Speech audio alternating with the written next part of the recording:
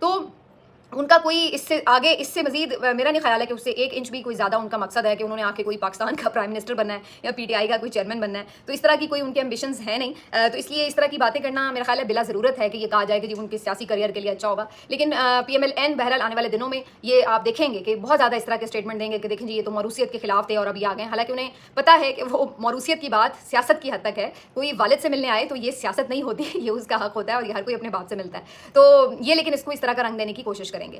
جیسے کہ یہ اس بات کو بھی رنگ دینے کی کوشش کر رہے تھے کہ جناب دیکھیے یہ قاسم اور سلیمان ان کے ساتھ بیٹھ کے ٹیبل پہ کھا رہے ہیں جو کہ غزہ کے بچوں کے قاتل ہیں, ان کے حمایتی ہیں. تو بھائی آپ تو ان حمایتیوں کے گلے میں میڈل ڈالنے کے لیے تیار ہیں. آپ تو جو غزہ کے ساتھ جو کچھ ہوا, اسرائیل جو کچھ اس کے ساتھ کر چکا ہے, اس کے سب سے بڑے حمایتی ڈونلڈ ٹرمپ اور علل اعلان حمایتی ڈونلڈ ٹرمپ کو آپ تو امن کا نوبیل انعام دلوا رہے ہیں.